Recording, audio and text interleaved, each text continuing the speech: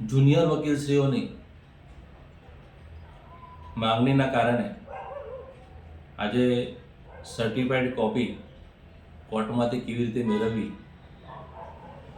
શું લખવું,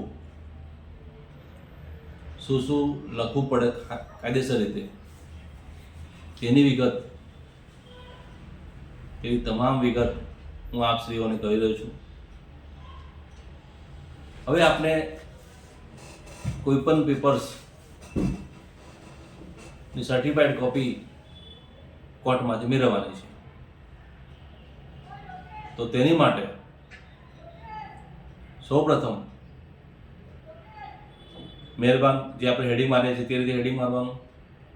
હેડિંગ માર્યા પછી નંબરની નીચે મહેરબાન જે જજ પાસે જે તે નામદાર કોર્ટ જજશ્રીનું નામ હોય તે જજશ્રીનું નામ, નીચે કોર્ટ રૂમ નંબર, નીચે મુદત તારીખ અથવા હુકમ તારીખ, તેના બાદ અરજદાર જે આપણે નામ હેડિંગ મારીએ છીએ સામારું નામ, નીચે લખવાનું પ્રમાણિત નકલ,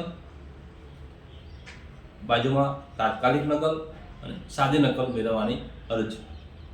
ઇંગ્લિશમાં લખવાનું તમારે application for certified copy.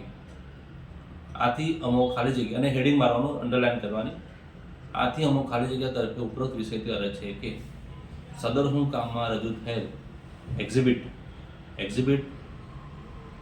Inverted comma આંખના નંબર ખાલી જગ્યા રાખવાની, આંખના નંબર લખવાના.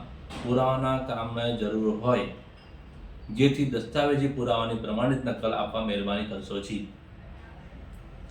જજમેન્ટ હોય, હુકમ હોય, હુકમ જજમેન્ટ પ્રમાણિત નકલ, હુકમનામું હોય તો હુકમનામું નકલ મહેરબાન આપવા મહેરબાની કરશો છી.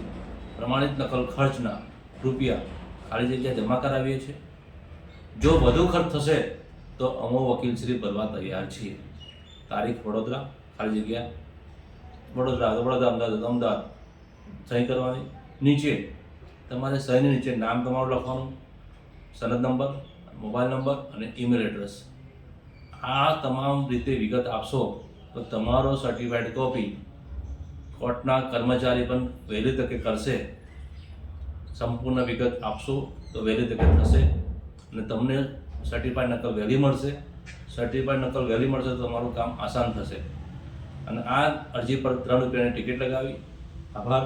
અને આ તમામ જે હું રિપોર્ટનું જે કહી રહ્યો છું તે ડિસ્ક્રિપ્શન બોક્સમાં તમને મળી જશે. જુનિયર વકીલશ્રીઓ વડોદરાથી, ગુજરાતથી, પ્રિન્સ વેપારીના નમસ્કાર.